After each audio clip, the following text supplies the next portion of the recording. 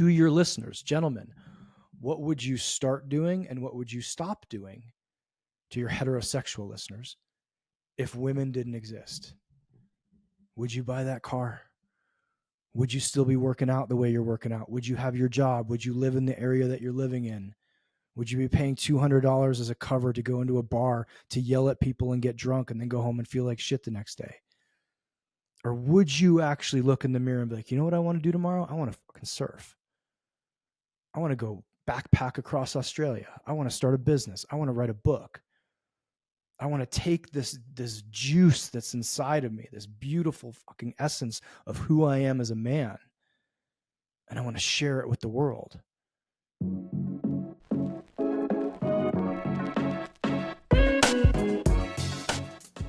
Yo, yo, yo, lovers. Welcome to Sex, Love, and Everything in Between. We're the O'Neills. You're here with Meg and Jacob. And this is the place we have really uncensored conversations about sex, intimacy, and relationships. We're super excited you're here. Enjoy this episode.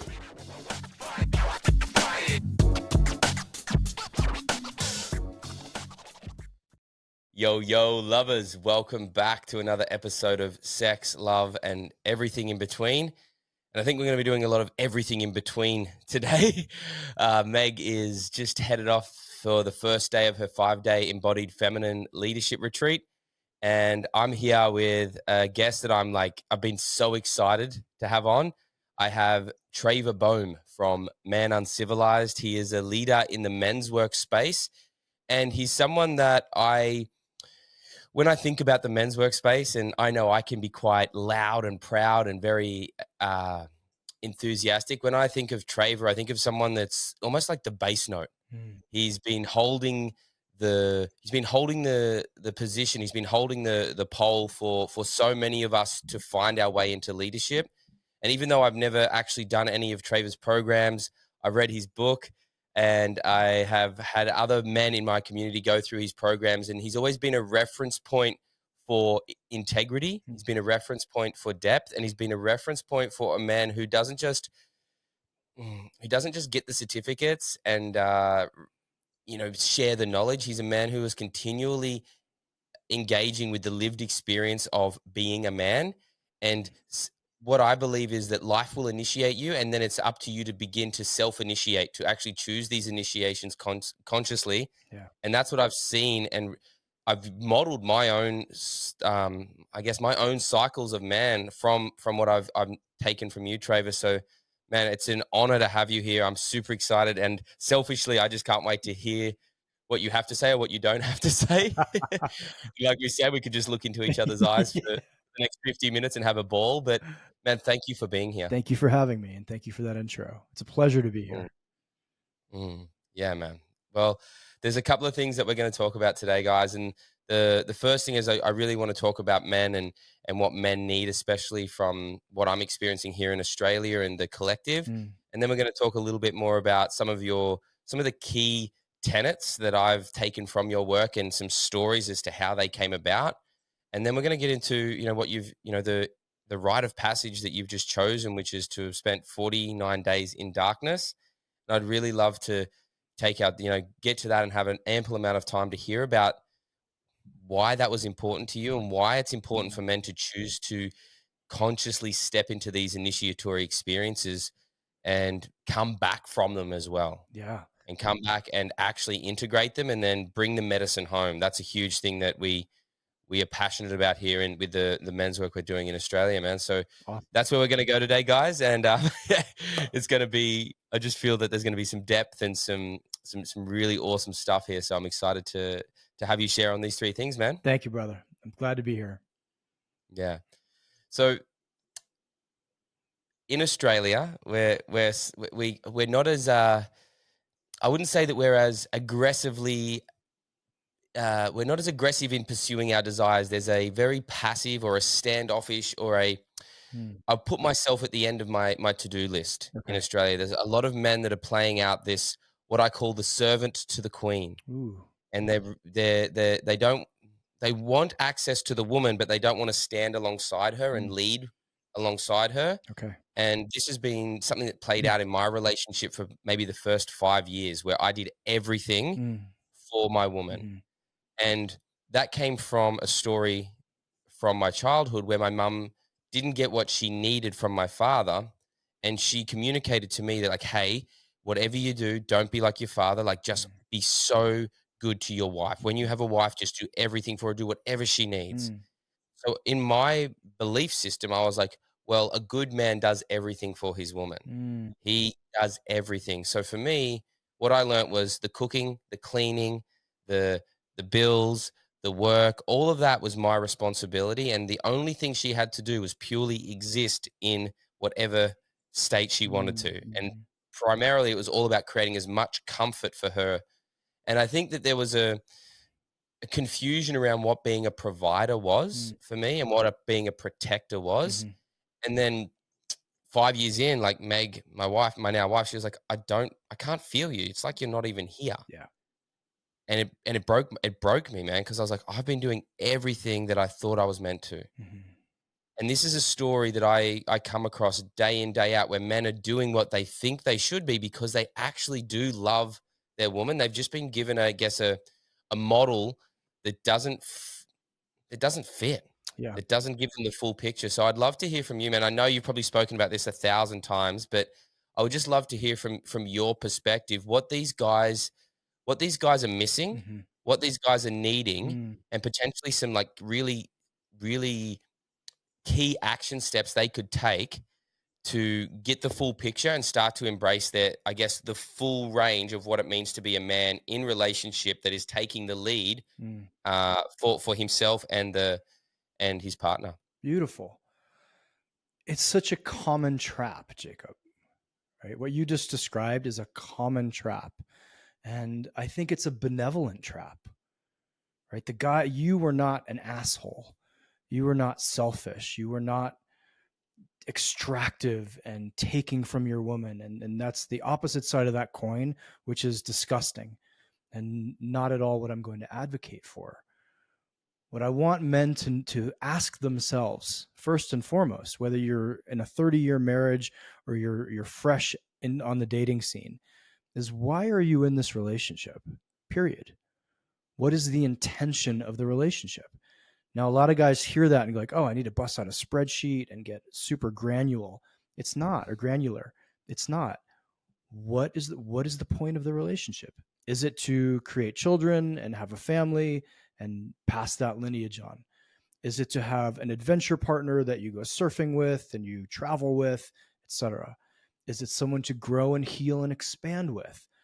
Most guys, myself included in my past, come into relationship because that's what you're supposed to do. And I like women. So this is what I've seen my whole life. This is what I was shown in movies. This is what when I go out to dinner, I see all these other couples. I want to be like them. I'm attracted to women. So let me get in this game. Now I use that last term consciously because so often what we do is we show up to a basketball court and we've got a baseball glove and we've got a bat and we've got a little tiny ball and we're wondering why no one wants to play with us, or we do get in the game and we fail. And so I have actually had men say to me after coming through my Kill the Nice Guy program, I was showing up to basketball with a baseball playbook. That's how I showed up to relationship. So the first question for any man anywhere, and if you can't answer this, you need to do some introspection of why are you in that relationship? Number two, what do you bring to that relationship? Right? We see all of these damn red pill podcasts of what does she bring to the table? What does she bring to the table? Now, I'm not asking guys to go like make us a list of, well, I make this much money and I'm this tall and I'm this, like, from your soul, brother, from your heart, what are you bringing to this person? Right? Are you bringing consistency? Are you bringing alignment? Are you bringing tenacity? Are you bringing groundedness? Are you bringing consciousness? Are you bringing education? Do you know a subject that she may be interested in? Are you bringing partnership? Are you able and available to be contacted, to be touched, to be in energetic relationship with this person? And if you want to get real honest, what else are you bringing? Is there a little bit of porn addiction in there? Is there some alcohol problems? Is there an anger issue? There's some unresolved issues with mom and dad that I still need to clear up. With the girl in 6th grade who told me she wasn't interested in me, and I'm still pissed about that. So we want guys to start coming into relationship with consciousness, like real consciousness, Jacob. Like you've actually sat down and gone, man, this is how I show up in relationship. Do you know how you show up? Because one of my frustrations with men, and I swear to God, it's because it was a frustration with myself, perhaps in my marriage, which was ended a decade ago, where I got divorced and was like, but that wasn't me. I'm not addicted to porn. I'm not a pot smoker. I'm not a liar. I'm not angry. I'm not reactive. I don't fly off the handle if something happens. I'm not defensive. And I was like, man, if we went back and looked at the tape, that may not quote be who I am, but that's sure as shit how I showed up. So I want men to do some background work, right? Like we know how we show up. We know what we're like with women. We know that we have stuff in our shadows. We know when we do get reactive, this is how we act. So just having that, being able to answer those two questions, man, will put a man in the upper echelon of consciousness and intentionality about himself. Now, there's a third question I want you to answer. What do you need as a man? Not as a human. As a human, I need shelter, fire, food, water, and maybe the occasional person to talk to. I probably won't die. I've done 7 weeks, but it's really nice to have some humans. But as a man, I actually need a connection to the ocean. I need a connection to, let's call it jujitsu, or someone trying to choke me at least like twice a week. I need to write. My sexuality is oriented towards kink. I need that power dynamic in the bedroom. And having not known that, or not being willing to say that to a partner, I'm taking my playbook. And when I say needs as a man, am I going to die if I don't see the ocean? No. Am I going to die if I don't go to jiu-jitsu this week? No. Am I going to die if I can't tie someone up or write a paragraph? No. But will I be who my partner wants me to be if I don't have access to at least some understanding of, like, I live in Colorado right now. I'm not going to see the ocean. I'm not going to die. I can still be in relationship. But I know that, hey, in 6 months, I got to get there. I need to get on a surfboard again. I'm taking a couple months off of jiu-jitsu while I reacclimate from the dark, but I need that at some point. So these are really bold answers for men to have access to, right? Imagine if you got in a partnership and you kept getting in partnerships, and every 3 years your girlfriend leaves you, and then you got to sit all of them down. Like, hey, 15 years of my life was spent with you. What happened? And all 5 of them were like, oh man, I just needed sushi. I needed to go for long runs. I needed to watch comedies. And you're like, wait a minute. You never once said that at all. And they're like, I know, sorry. I personally would be frustrated as hell. I was like, wait, I went through all that heartbreak. I tried so hard to make you happy. I was making tacos and you wanted sushi. Like, what the actual fuck? Why didn't you say that? Now, that's the flip side, right? We're on the flip side of this. So often men, nice guys specifically, men who are in service to women, think that the best way to be in service to someone is to have no needs of your own, or no wants of your own, no desires of your own. Now, I will tell you guys, that is, after working with thousands of men, that is a recipe for unconscious acting out and shadow behavior. It is also a recipe for your woman who wants to be in service to you too, to not get to do something that she is meant to do. Right? This isn't an employee boss situation where if my employees were like, hey, you know what? 3 times a week, I need you to come clean my house. I'd be like, hey, this isn't how this works. I pay you, you do shit. That's how it works. But this is partnership. If you're the only one giving, that actually robs the other person from the opportunity to be who they are. They have gifts to give to you as well. Now, Jacob, I want to leave you with a sentence that I think is super fucking helpful for guys. When good men get their wants and needs met, a ton of other people benefit. Think about that. 8 years ago, I wanted to start a men's brand. That's what I wanted. I just wanted to do it. Do you know how many people told me that was stupid? Don't do it. There's no money in it. This is ridiculous. You should go back to acupuncture, go back to owning a gym. I was like, no, I really want to do it. Now, think of how many thousands of men's lives have been touched. I have employees. I have people who pay their mortgage because of my company. I've also employed how many vendors and subcontractors and venues and marketing people and Instagram. So many people have benefited because my want was healthy.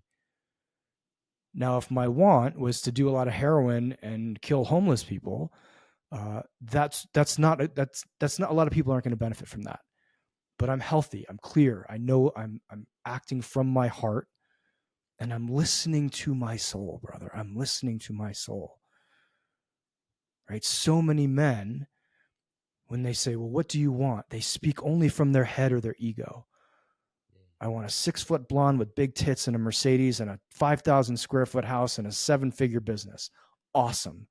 I tell you what, I've worked with 1,000 guys who have gotten that, and they've burned that life to the ground because they didn't want that. Their ego wanted that. They wanted to put pictures on social media about that. What does your heart want?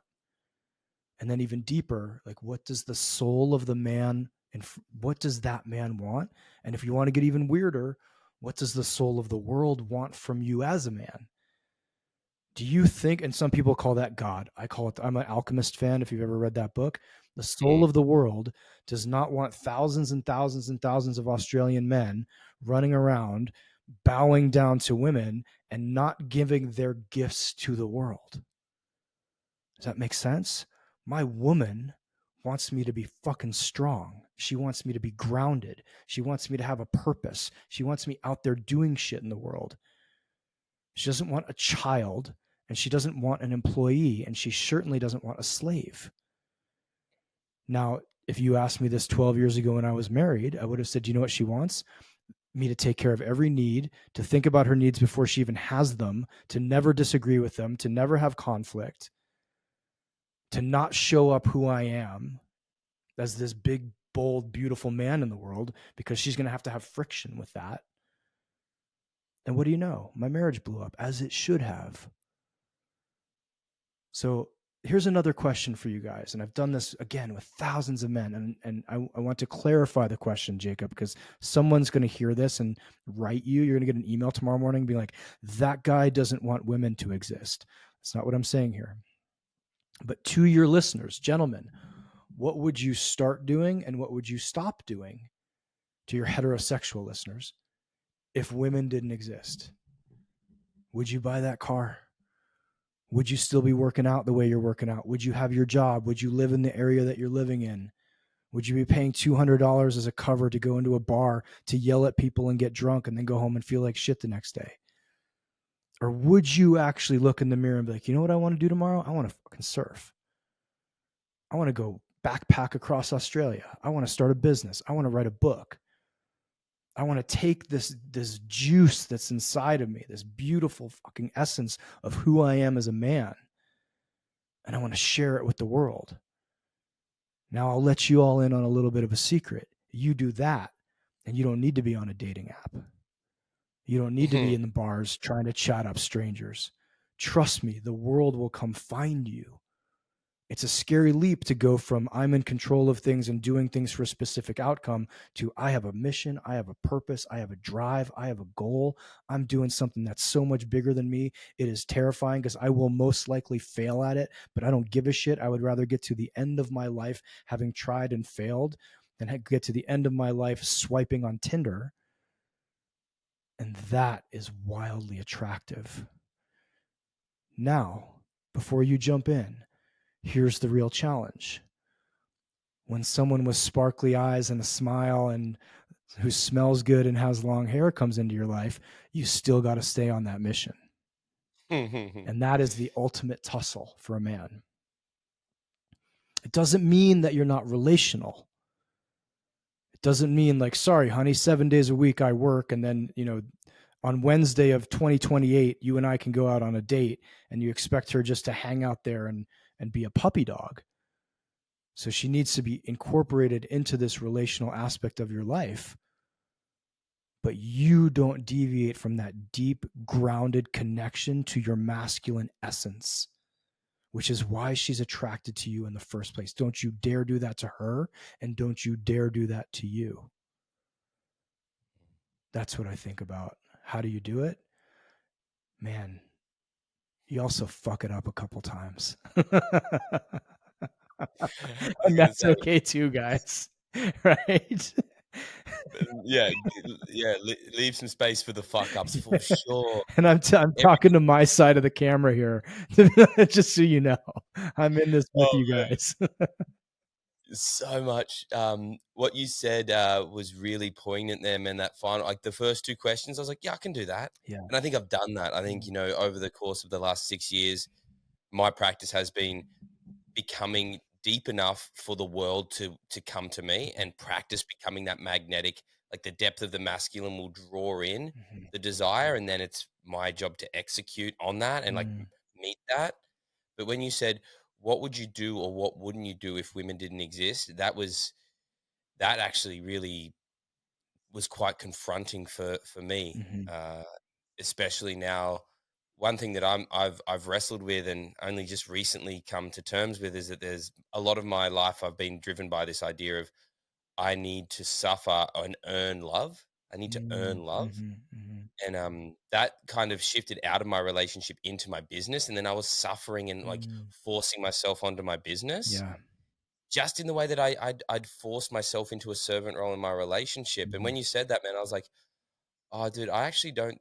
And this is like really vulnerable for me to actually share. I was like, I don't actually know if I want to live where I live. mhm, And my wife loves this location, mm, and it's a real moment at the mhm, moment. I'm feeling the tension of I want to be in the woods, mm.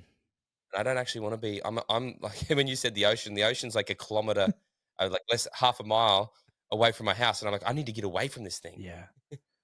And I can hold that desire, and actually what I've found, and this is something that might help some men as well, and I'd love your take on it. What I actually found the hardest part about having that desire of like I don't know if I'm where I want to be Mm. locationally, Sure. actually just sharing that with her Mhm. was a real was my biggest challenge. Yeah. And then when I actually just said, "Hey, my love, I don't think I want to live in Palm Beach Mm. much longer. Like I don't know if this is where I don't know where I want to be, Mhm. but I know that this isn't where my soul is wants to settle in. Yeah. I don't have And an where you answer have for where we're access going." to it. I think that's a Sorry? big point about location, is like, where do you have access to your soul? Mm, And we can look even at, Jake, if we want to get a little bit weird, like the ocean is the feminine. It's the wide open space. It's mm, warm, it's moving. The mountains are the masculine. And so mm, perhaps, if we get tactical with it, I spend a couple months a year in Costa Rica. mm, And I deeply immerse myself in the ocean, in surfing, in being there. And then I come back here where I need to be focused and work. mm, And I'm not a big fan of just like black and white blanket, like, okay, we've had this podcast episode. When Meg gets home tonight, you got to say, hey, in 2 weeks, we're moving everybody up to the mountains. I'm the man. I'm doing it. This is what my mission is. We're out of here. Uh, you can call me in 3 weeks and be like, so my marriage is ending. And that's not the goal. And you're a partnership. So what is interesting to me about partnership is, how do you enroll her and actually bringing you back into your ground? And mm, so it's not just your job to get to the mountains, it's her job to say, hey, how do we get you there a couple times a year? What if the family took 1 year and we went there and then we came back and we figured, like, so it's relational. It's actually, we involve each other's, our partners. But I think now that you know that, what's challenging is you actually have to get there at some point and get there often. Even if mm, that's, hey, 1 weekend a month, I'm going out to the mountains because I got to get that nourishment, mm, right? If your partner was vegan and you were a meat eater and you're like, hey, I'm cool with this, but a couple nights a week, I'm going to the steak joint, even if I have to go by myself.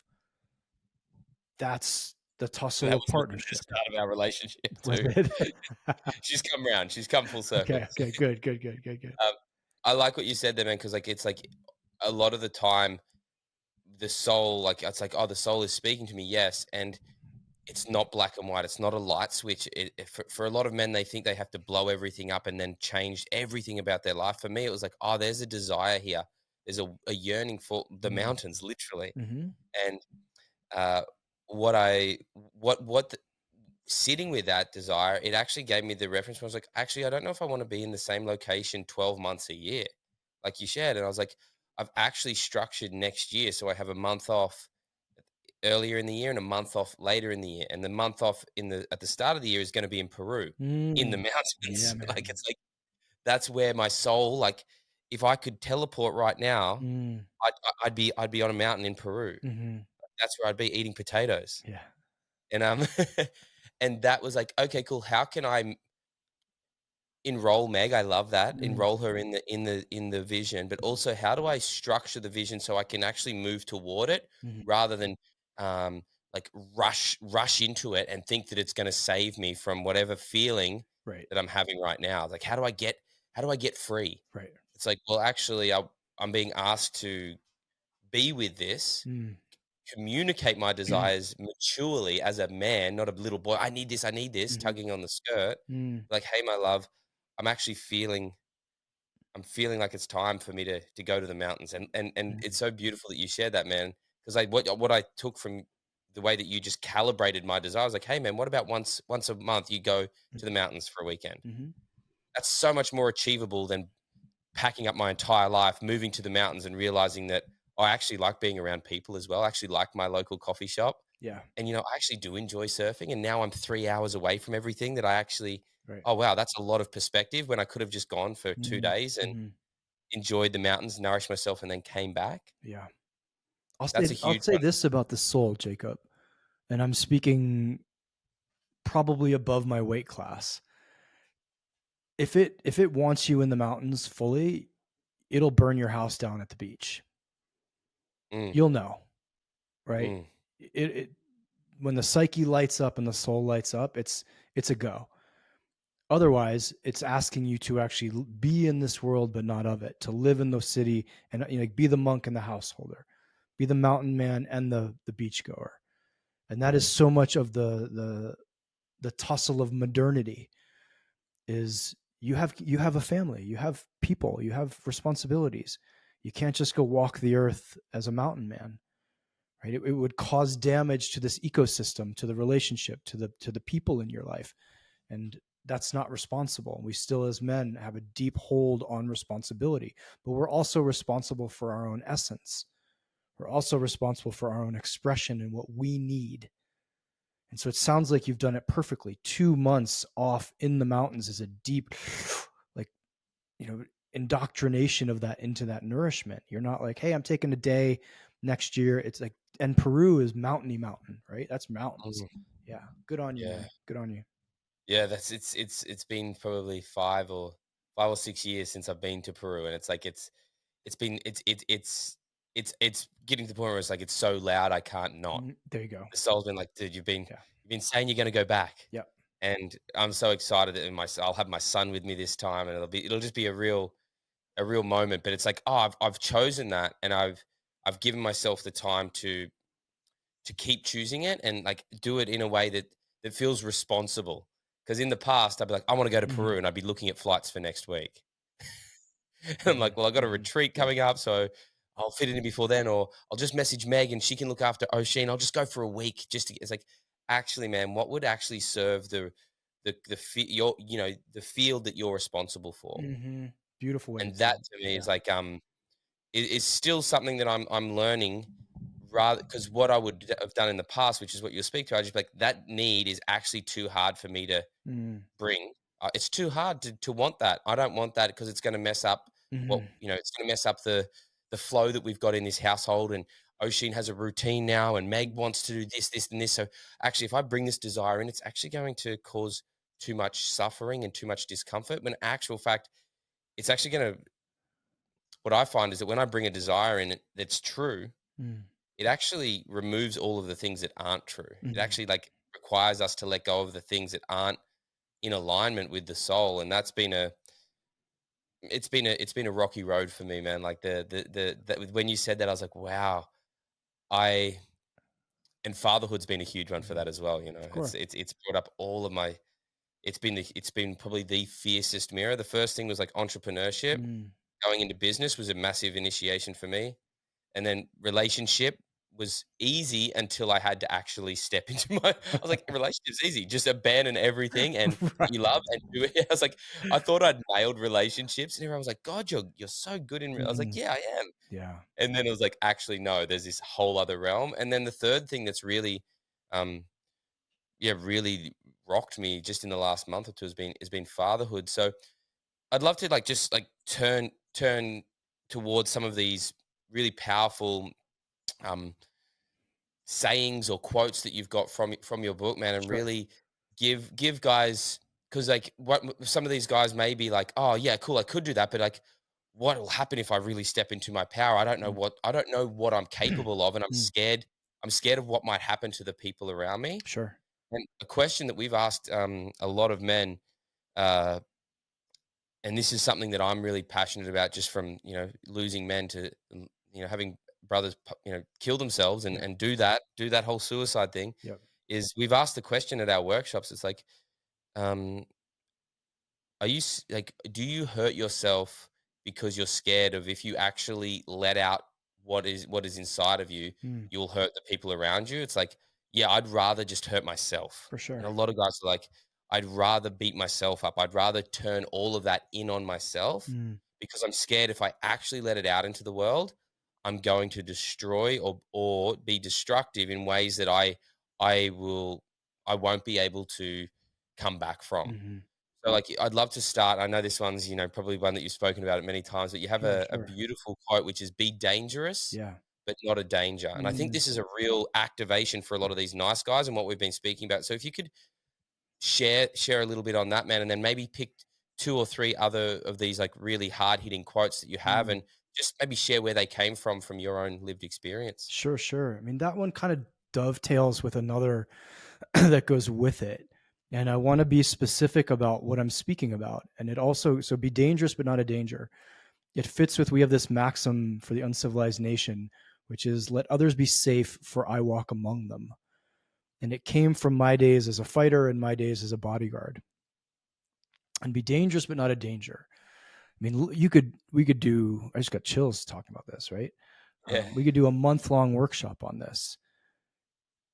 Do you know who you are? Do you have a path? Do you have a connection, a clear channel to your soul, to your gut, to your balls, to your heart? Do you have something that's bigger than all of the noise and all of the drama of social media, of politics, of day-to-day frustrations? Like, are you on a fucking path, brother? If you are, and you are committed to that path, you are dangerous, because you're less influenceable. You don't give a shit about TikTok. You're not stuck on Instagram. You're not looking at porn. If you fight with your woman, you know you're on a path. It's okay. You're going to come back. You don't need to have all of these side supplementary shadow shitty behaviors. You also have your ego in check, right? Be dangerous, but not a danger. You know how much time I've spent on a jiu-jitsu mat with guys who could just kill everybody on the planet, like the top 1% of guys. And if you've never been on the jiu-jitsu mat with a black belt, I think Rogan talks about this. Like, you just don't know how good those people are, right? You just don't know. It's like elite level military. You just don't know what they're capable of. And I'm not advocating that everybody go out and become a jiu-jitsuist or a sniper. But I advocate that you become that skilled at, one, being a man, at two, the skill of being a man, of two, being able to take care of yourself, three, having been through initiations. I know we're going to talk about initiations in a minute. A dangerous man is a man who has been through, I've been initiated so many goddamn times. I'm not concerned about much else that's happening out there. I do not care. Therefore, I'm not a danger. Right? If my woman today says like, hey, I can't have sex today, I'm like, great. Let's have a great day. I've got myself not under control. I don't want to use that word. I have a relationship, a deep enough relationship with myself that I know myself. Right? I can give you a story that kind of outlines this. I was in Hawaii maybe 5 years ago. I can't remember the year. And I was there for a Robert Masters workshop. You know who he is? He wrote the book To Be a Man. Very small group. There were like 6 or 8 of us. And myself and another guy got up early, and we were on the east side of Oahu, which is not a good side. It's where it's a lot of drugs, a lot of meth, a lot of locals. And we showed up at a surf break at like 5:30 in the morning. And there's one other car and us. And the dude gets out of the other car. He's maybe 50 yards away and starts walking towards us. He's got like a 60-pound pit bull with him. And the dog comes running up, wagging its tail, super happy to see me. I was like, oh my God, you have the sweetest dog. He's like, why the fuck did you get near my dog? And I was like, oh, okay, this is what's happening. It gets right in my face. He's like, you need to get the fuck out of here. And I was like, oh, you're playing the angry local. Got it. And I was totally calm the entire time. It's right up in my face. And I can see the tiniest little glimmer in his eye that this isn't who he is. Right? This is playing a game here. And I was like, you know what? Cool. We'll leave. Buddy and I get in the car. We go to another break, hang out for a little bit. We actually just come back maybe an hour later. Like, you know what? Fuck it. It's sunlight, different crew. We go out in the water. We're surfing. He's out in the water. We come in. We have to go back to the workshop. That dude actually paddles in, comes up and apologizes and says, hey man, I'm sorry. Like, that's not who I am. But what you don't know is that for the first hour, all of us that have to work at hotels and have to work tourist jobs, like, this is the only time we can get in here. You guys can surf all day. So we police this pretty heavy, but I apologize. I shouldn't have said that to you. Now, what were my options in that moment? In the first moment, brother, I'm an ex-pro fighter. I'm a brown belt in jiu-jitsu. This can be on, right? We can go for it. We're just 2 guys in a parking lot. I can go for it. I was like, I don't need to prove to this guy anything. I've gotten tapped out and choked out and beat up and punched in the face thousands upon thousands, so often that it's commonplace. That I don't need to, and I've done the same to so many other guys in my career. I have no desire to do this to him. So it's simple. We just left. Right? And I went back to the workshop and told guys that, like, both of us were like, yeah, here's what happened. And a couple guys like started crying. Like, I would have been so scared. I would have been so scared. And a couple other guys were like, why the fuck didn't you kick his ass? And I was like, do you guys see the polarity of options here? My option was, I just left and went and surfed somewhere else, and then even came back. And there was no tussle. There was no conflict. There was no drama. No one went to the hospital. No lawyers got involved. No police got involved. There was no random stabbing. There was no shooting. I'm dangerous as fuck. I'm not a danger. That dude was a danger. But you know what? I could see with that little glimmer in his eye that he wasn't dangerous. He wasn't. He was like the sweetest guy. And so I hope that story illustrates that. Now, how do we take this and say to men, like, how do you live this way? You live this way, Jacob, by taking care of your insides. I'm in a workshop to work on my shadow. Robert Masters is all mat time, carpet time, beat the fuck out of the pillow. Talk about like what porn you're looking at and what it's giving you outside of porn. Like, share your deepest, darkest secrets with the 6 guys in the room, right? That kind of work. So I'm not triggered when someone gets in my face. I'm not triggered if someone puts their hand around my throat because I've had it happen 10,000 times. So 1, I know who I am. I've been in the fires with myself. Whether it's running a marathon, whether it's climbing a mountain, whether it's jiu-jitsu, whether it's entrepreneurship. That's what I'm talking about by cultivating self-knowledge makes you dangerous. because you're not influenceable by the wrong type of people. And it makes you not a danger because you're not going to fly off the handle. Your ego isn't going to show up and be like, whoa, there's a dude in your face, and my buddy here is going to go tell everybody that we pussed out, so I got to hit him. Or my woman just disrespected me, so I got to punch a hole in the wall and let her know that I'm the fucking boss man. Right? Or someone just turned me down for sex, so I'll go buy her another shot at the bar and see if that's really who's turning me down. You see what I mean? Mm. Dangerous men. I've been around so many dangerous men. My bodyguarding career was spent with most elite military.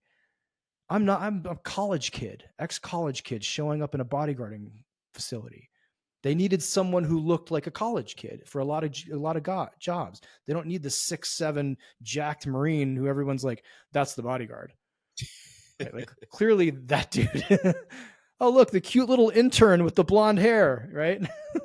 He's nobody. But what I felt from those guys was, man, they're cool as cucumbers.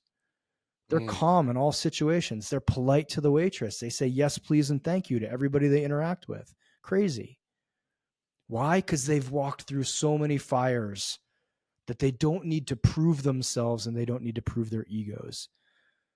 So one thing I will tell guys like, well, wait, what do I do right now? Do I go join a jiu-jitsu school? I go, no, look back through your history at all that you've accomplished as a man and as a human and acknowledge it. Acknowledge it. Like, oh shit, I've done some cool stuff, man. I'm a little bit of a badass. I don't need to prove to the guy that just took my parking spot that I'm a man. I went to college. I'm a tradie. I have a kid. I've dealt with a sick parent. I overcome this illness as a child. I built this bit. I have a house. I have a happy what? Fuck yeah. Good for you. Wear that. Be proud of that. Now when something stupid happens, walk away. Go live a great life. Like I can see so much on social media of people just like their egos yelling at each other constantly. And then what happens? Someone gets hit, someone hits their head on the sidewalk, someone goes to jail. A beautiful life is now ruined. 2 beautiful lives are ruined. Or your marriage is done because, man, nobody disrespects me like that. So you throw the bottle against the wall, piece of glass hits her. Now you're in jail. Now you have a domestic violence charge, as you should probably. And instead, you just needed to say, hey, nobody speaks to me that way. I have enough self-esteem and enough self-worth. Or you just say, hey, you're welcome to speak to me that one more time, and then I'm out. That's being dangerous, but not a danger. Does that all make sense?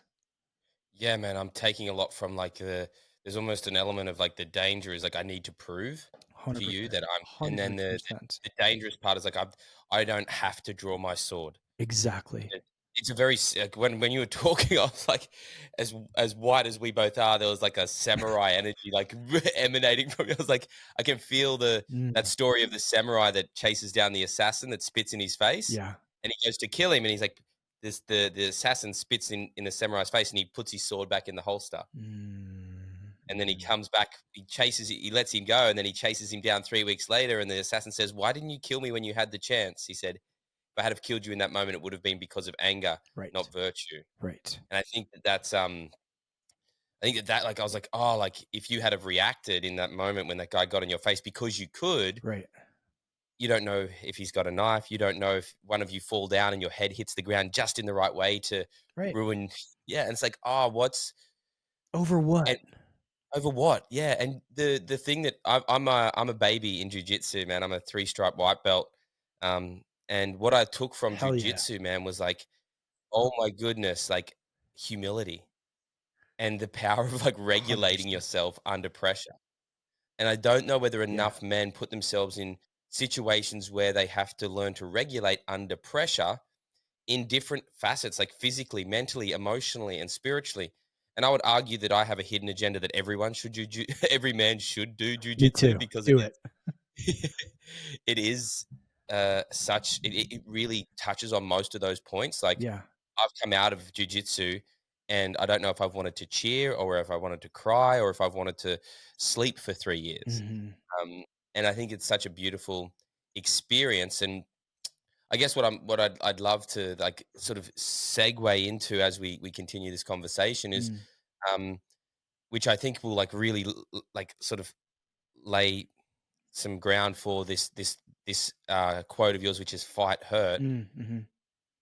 What I've taken from my journey is like there's these rites of passage that I choose, which are large moments that I have to really resource something that I've never ever had access to, Mm-hmm. and they're my favorite things. Like I got addicted to like initiatory experiences, and I kind of Mm. went over the got a bit indulgent, Okay. and then I had to come back and find a rhythm that was sustainable within my life at home, and that's where like 2 times a week at jujitsu, Yeah. a surf once a week, and like I found these rhythms that I was putting myself under pressure Mm. in a consistent, sustainable way, Mm-hmm. and I was growing that way. Mm. And then there were times where I was like, "Hey, Jacob, it's time to go into the forest. It's Yeah. time to go and find an access point to something deeper, Mm. and it's going to require something greater than you've ever experienced." Yeah.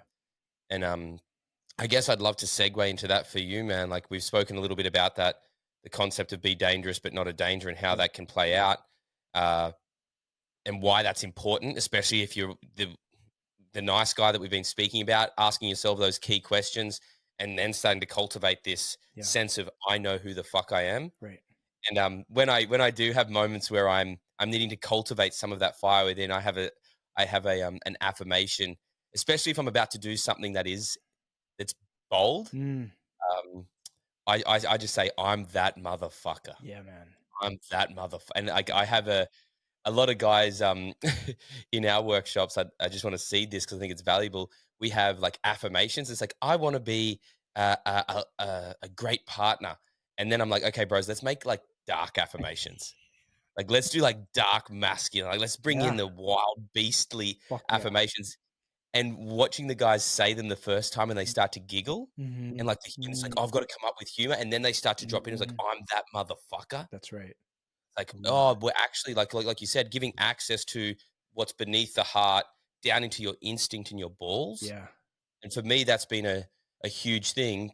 So I'd love to know from you, man, like as you know, what's your flavor of initiation and rite of Mm. passage? What lineage have you really found yourself walking Mm-hmm. with?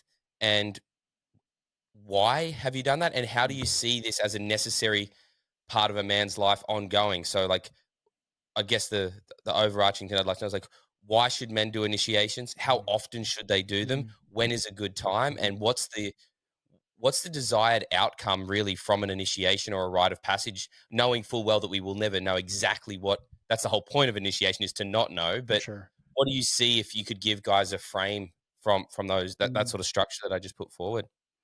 I mean, if we come back quickly to fight hurt, Mm.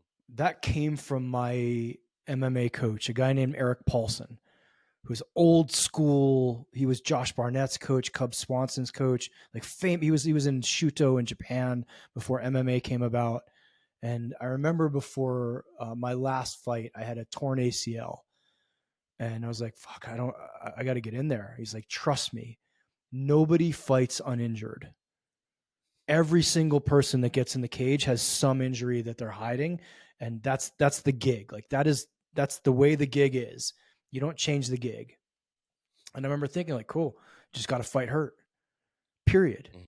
Fight's still on. You're going to fight or not fight, whether you're hurt or not.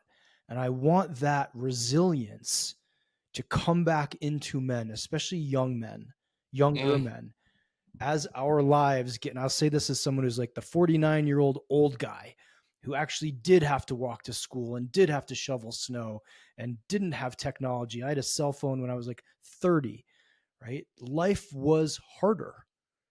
I couldn't push a button and have food show up at my door. I had to call a girl and get her dad on the phone and be like, "Hi, is Susan home? My name's Traver, and I just about shit in my pants.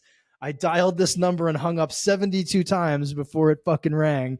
So can I talk to Susie?" Now people can text. So I'm saying this to you all because there is an essence of the masculine core that is, put me in the fucking cage, sir, and let me figure out who I am.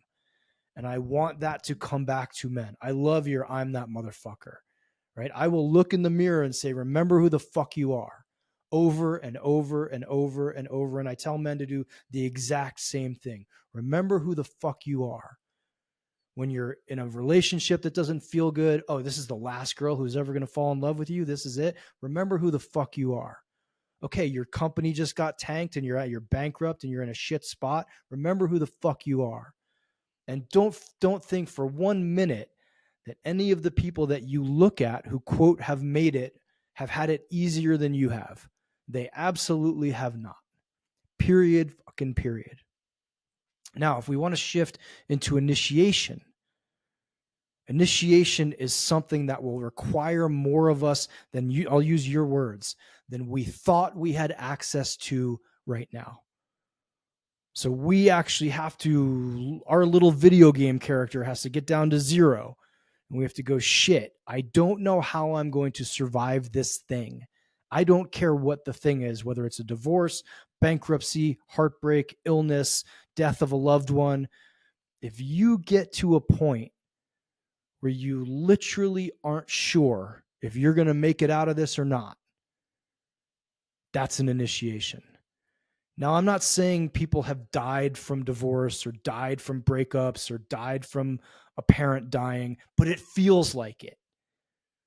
Egoically, psychically, like I remember in my divorce thinking like, I'm going to die, or I feel like I'm already dead and I don't know if I'm going to come out of this okay. Now that point, man, that is the most beautiful point in life, because that is when something shifts. That's when you actually go, oh, my little video game character, his power's all done. Who knew there was this secret power pack over here that I never knew I had access to? And I never would have known I had access to if I wasn't here face down on rock bottom with dog shit and glass being smeared on my face going, I'm out. I'm fucking out. And unfortunately, we talked a lot about suicide. We talked about suicide. And a lot of guys in that moment won't keep looking and say, man, I just know there's more. There's more. There's got to be something else to get me out of this. And Jacob, I'll use this term because you asked, like, what is my flavor of initiation? My flavor of initiation is darkness. I have locked myself in isolation in pitch black rooms for 77 days in 2 stints, 28 days and 49 days. And if you don't think, look at my arm, woo, if you don't think you hit rock bottom in situations like that, like, God, please fucking kill me, because I'm not going to survive this. Or if the door opens today, I will be so shithouse crazy that I'm not going to be able to, I'll be like one of those people just stumbling around the sidewalk, like talking to myself, peeing in the street. I'm that fucked up right now. That's initiation. Now, why do we need them? Because I view them as the gatekeepers between evolutionary stages of your life as a man. Now, I've never had kids, but you said you're a father. That is an initiation, right? There's a couple elements to initiation. One, you are severed from the life you know.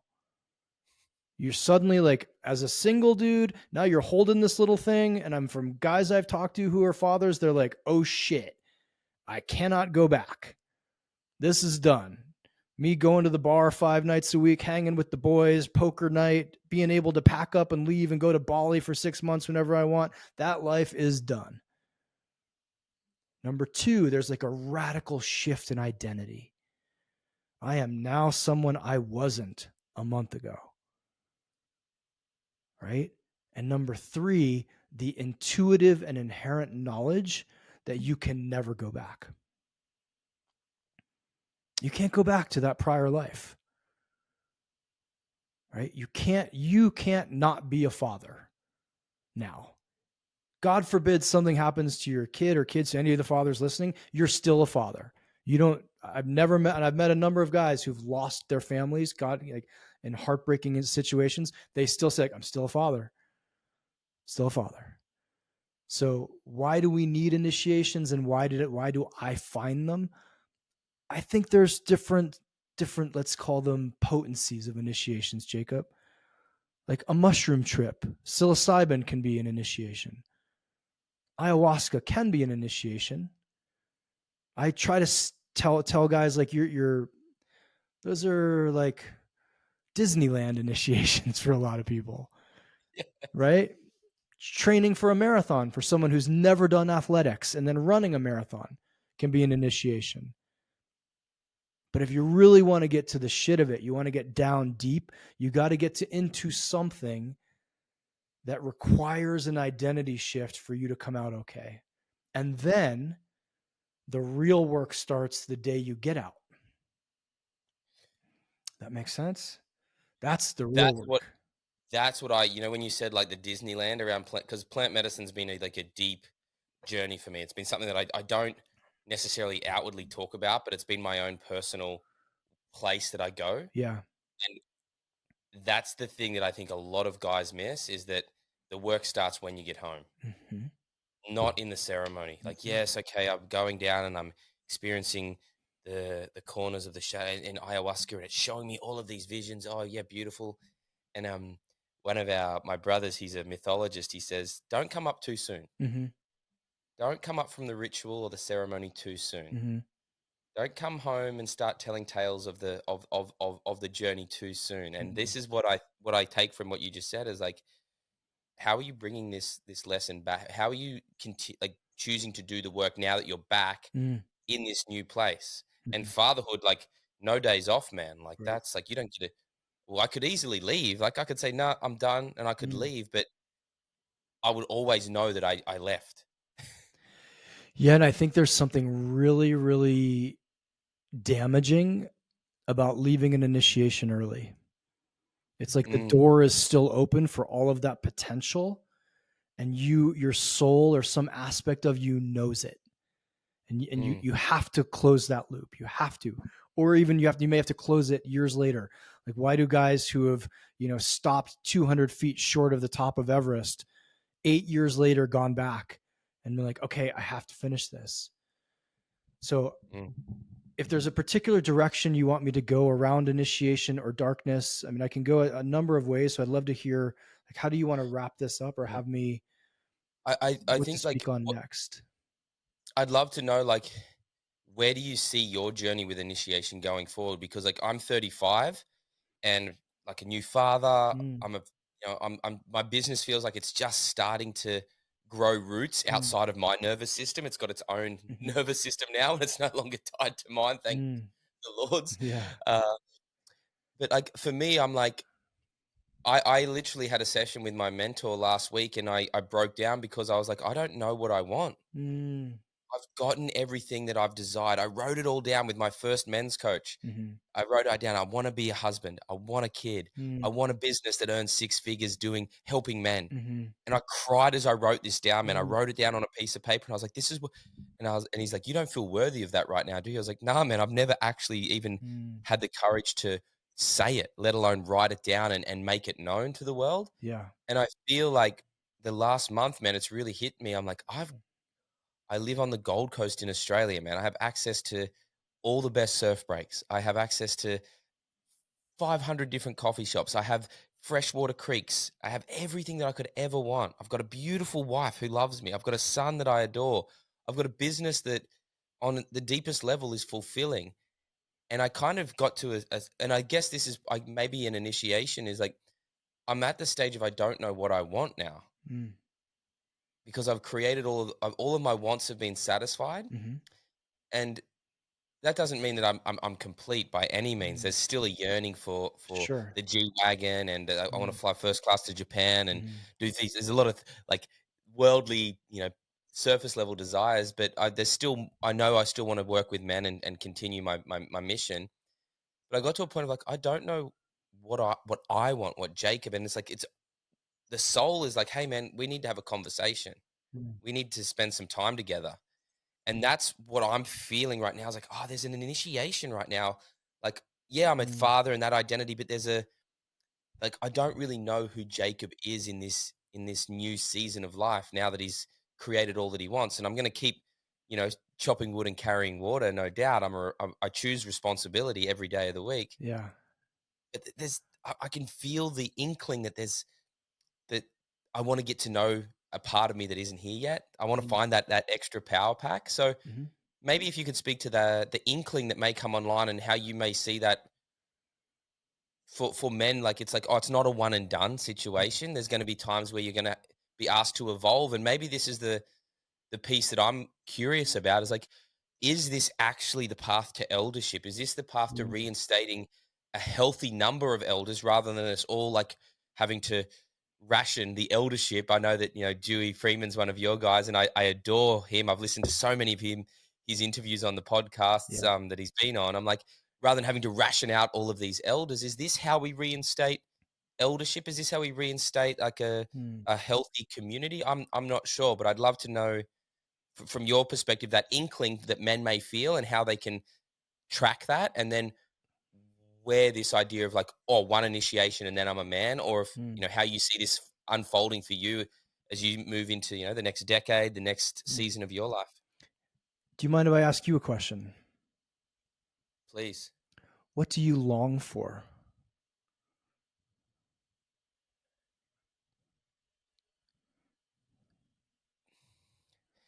I long for joy. Okay.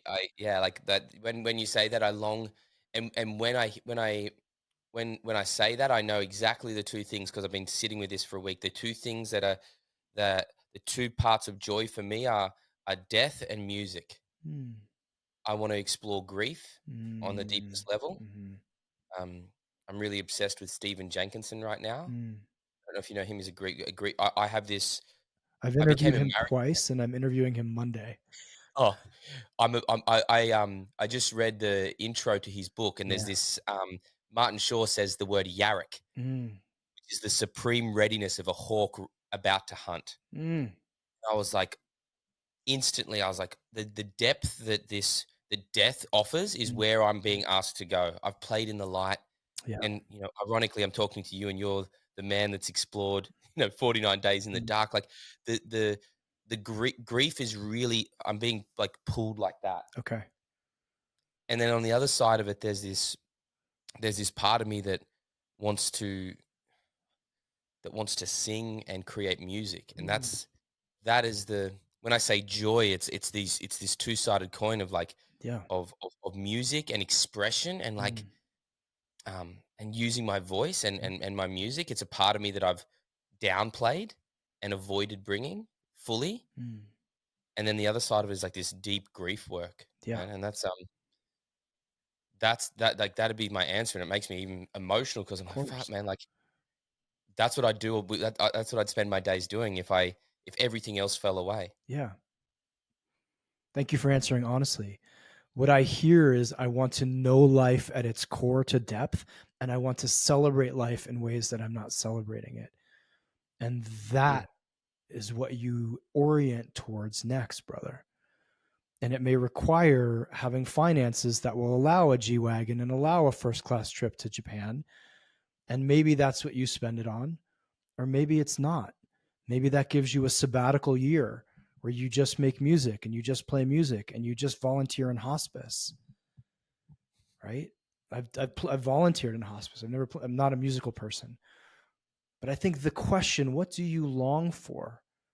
I've asked this to so many men in workshops, and most of them cry because then we're in soul work.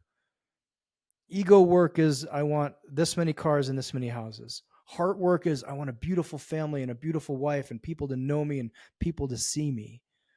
And soul work is if everything went away tomorrow, this is what I would do with my time. Or if I was given the 3-month prognosis of life and I didn't have a wife and I didn't have a new baby, this is how I would spend my time. Again, we don't often get the clear access to like, oh, here's an 8-figure check from the uncle you didn't know you had, and you don't have a wife and kids, so just go explore your soul. We have to sort of navigate and weave our way through it, or again, allow it to weave its way through our life. So you're 35, you're young, you're in a period of life of fatherhood, of building, of creating, of building your empire. You may not have to do anything, brother, for another 10, 15 years other than be a father, be a businessman, get depth, like talk to thousands of men, grow the podcast, be an amazing husband, go through the initiations that life is going to offer you. And some of the ones that maybe you're going to go seek out because you're like, man, I'm stuck. I went into the dark this round because I could intuitively feel I'm in a chapter change. Look at that. Woo. I felt called back to the dark by the dark. So it wasn't me going, you know what? I'm going to turn 50 next year and it's 2025 and my business is here. I think I'm going to go back in the dark. It was inconvenient as fuck. I had to reorganize my team. We had to make a ton of content.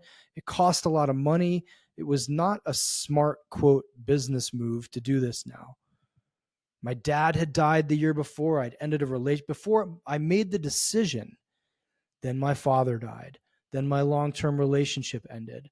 Then some trauma from pre-verbal came up. And I was like, oh man, there's something in my life that's initiating itself.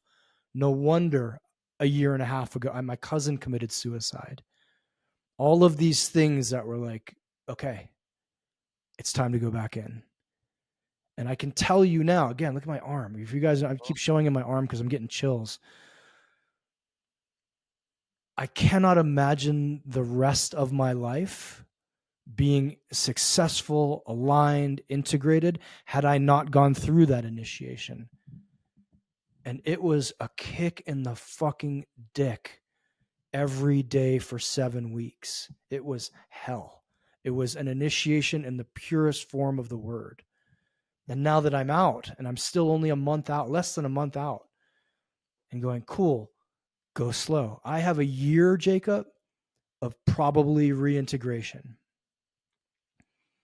of a lot of space, a lot of time sitting by myself, a lot of writing, a lot of not moving around, not a lot trying to shit lightning and write 5 more books and get the business from 7 figures to 8 figures. Nope. I got to sit with what I went through and let it change me. And as someone who's hyperactive and wants to go to the gym and wants to run around and wants to blah, blah, blah, blah, blah, blah, blah, blah, the challenge of integration is going to be, will I allow it to partner with me to get me to where I can't go with just my own drive? That was a big part of the initiation, right? I chose 7 weeks because I knew I couldn't handle it. I knew it. And I also had a feeling it wouldn't kill me. Somewhere between the two, right? Like, I don't want to just take 75 tabs of acid and jump off my roof and be like, well, shit, I thought that's what I needed, but here I am on the sidewalk dead. Don't do that. Pick something. This is, I think it's Jesse Itzler, right? Who says there's like a Japanese concept of like the ikigai or something like that, where it's Misogi. like, right, Misogi, that's it. Misogi, yeah. You got a 50% chance of failing. That's solid. That's hardy. That's a legit chance, right? I had a feeling I could make it through this, but I also know the odds. I know how many seasoned meditators, seasoned dark work people who go in for 10 days once a year for 10 years and then try to do 49 days, tap out on day 21. People who've done 28 days like I had, who tap out at the 2-week mark, because it's different to know there's that much weight on your shoulders by the length of time that's ahead of you. So I don't want to go too far afield here, but men, we need initiations. Life will initiate you. You will get dumped. You will lose your job. You will get cancer. You will lose a leg in a car accident. You name it, it will happen. Now, what you do with that, if you understand initiation, you will sit back and go, I fucking hate this, and I can't wait to see who I am on the other side of it. If you don't understand initiation, you will go, I fucking hate this. Let me try to numb my way through it. Or, I hate to say it, let me end the game right now because I can't handle it. And that's no shade on people who end up taking their lives. I know it's a multifaceted conversation around that. But I think a lot of guys, if they had the mythic lens, the initiatory lens of saying, oh man, I get this. The first time I went into therapy, Jacob, when I was getting divorced, I talked to a Jungian analyst, one of the coolest guys I know. And he's like, you ever heard of the hero's journey? And I was like, no, I've never heard of that. He's like, well, you're in it. And that day, It didn't make me less sad. It didn't make me less heartbroken. It didn't make me miss my ex-wife any less, but it gave me some perspective that this happens all over the world to all people. And this is a human thing. No different than if I got like a pimple tomorrow, I wouldn't be like, that's it. My face is ruined forever. It's never, I'd be like, no, this is fine. It'll be gone in a week. Dark Night of the Soul, maybe 2 years. Hero's Journey, maybe a year and a half, 2 years. It's okay. You're going to come through it. So I feel like I'm jumping around a lot, but those are my thoughts on initiation and my message to men who are in it. It sucks. It ain't fun. And you're not alone. And you're allowed to have support. And you're also allowed to find some joy in the middle of it. Right? I remember doing a CrossFit workout when I owned a CrossFit gym, and we had this terribly hard workout. And about 10 minutes in, I just started throwing up and was laughing. I was like, this is so absurd how dumb this is. I'm doing this I'm puking in the middle of a workout. And people were like pointing at me and laughing. I was like, take a little bit of that attitude of like, oh man, I'm bankrupt and I just got a parking ticket. Okay, life. You wanted to kick me. You want to just flick my balls after they were kicked. Game on. Game on. I'm in this. I'm going to someday when I'm sitting on my porch with 8 figures in my pocket, I'm going to sit back and laugh about this. Man, I've got so much. I know we're sort of coming to time, but embrace the suck is what I took from that. Fight hurt. Fight hurt. One saying that I've got a little brother who I adore. He's 6 years younger than me, and we never really got to connect because I was sort of finishing primary school and he was starting. I was finishing high school. He was starting. I was leaving home. He was just getting into and more recently, the last couple of years, we've got like this soul contract that we're like, we're going to do cool shit together. Yeah. And we have this saying of like, if you go, I'll go. And I think that's, for me, that's brotherhood. And I think one piece that I want to add into the mix is like, when you've got brothers that you trust to go through things with, that you're going to hit that 50% potential failure, 50% success, like that adds a whole nother layer to the ice bath. When it hurts, it's kind of funny. When you're like halfway through the marathon and your back seizes up or the cramps happen, it's kind of, there's a joy in the pain. And I think that's like, for me, my little brother and I are about to do an ultra marathon in September. And what we do with each other, we say, hey, are you available on this date? And as soon as we send that message to each other, like instantly I can feel my balls and I feel my spine straighten and like my shoulders go back and I'm like, my core, I'm like, I am free on that date. What's about to happen? I'm that motherfucker. Literally, man. Like, he's like, you free the 19th of September? I was like, yeah. And then he just sends through the tickets to a 50K ultra. I like this guy. Yeah, you would like. He's kind of the. I'm probably a little more softer, a little more like responsible now, and he can be the kindling to to my logs. And it's like that kind of relationship, man. Like what I've learned is that what you were talking about is like for men to find the appropriate men and the appropriate spaces for these experiences to take place, so you don't end up jumping off your roof on 75 tabs of acid. You don't end up losing yourself trying to find what it is that you're looking for. Yeah. And that's what I've learned, man. Like life has initiated me many times, and now I'm starting to have a relationship with life. Yeah. The initiations are happening in more appropriate ways with the appropriate mentors. Yeah. And therefore I'm able to integrate in a more responsible manner. Yeah. I love that. The relationship with life. I think it's beautiful. Then you're listening to life's messages. And so life doesn't have to yell at you. Right? I have a good friend, an Australian friend. Do you know Asher Packman? You know that name? He's a meditation teacher. Yeah. Love Asher. Yeah. His sentence of there's the life talks to you or whisper, like it's a feather, a brick, and a freight train.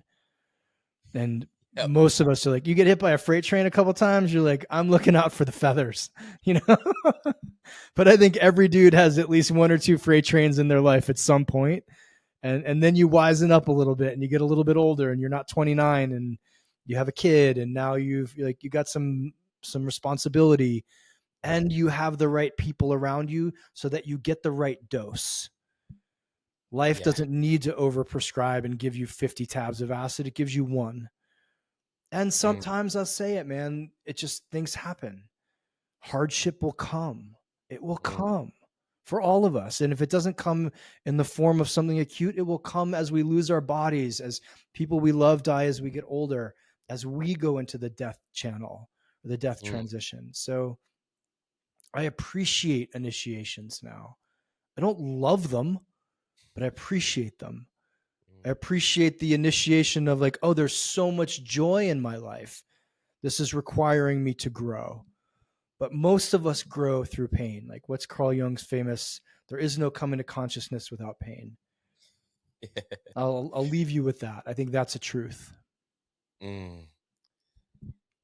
Amazing, man. Listen, I could spend the rest of the month talking to you, man. Oh, it's the 31st today, but I could spend the rest of, the next couple of weeks. I could have you for 49 days and ask you all the questions, man. But I just want to say thank you. My pleasure. Is there anywhere or any way that people can access more of you? Is there somewhere that I can direct them? I know I've got all the information from your team, but is there something that you would, like to direct people toward based on the conversation we've had? Yeah. manuncivilized.com/28 days.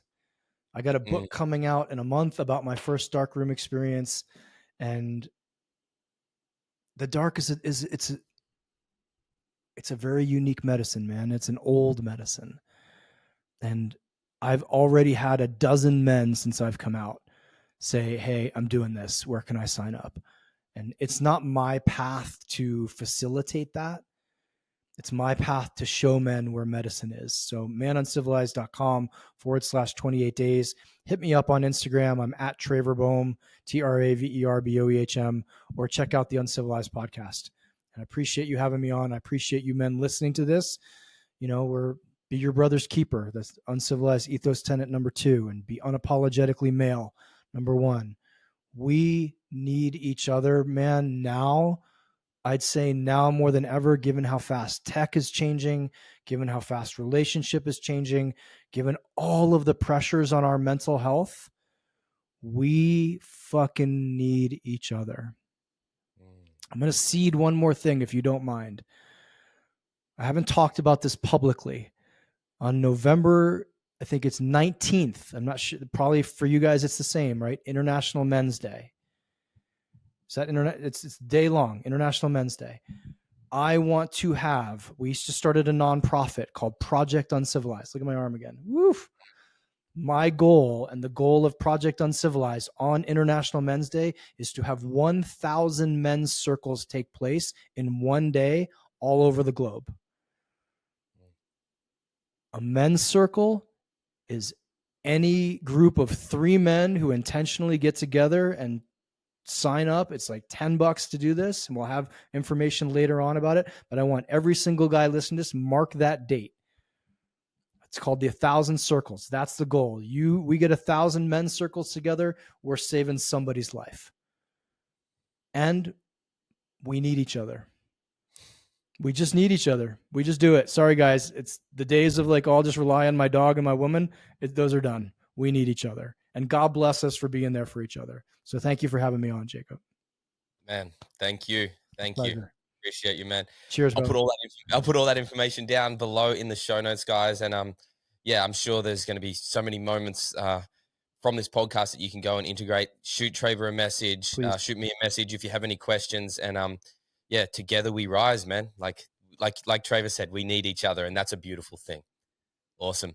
See you next week, brothers. Cheers. See you next week.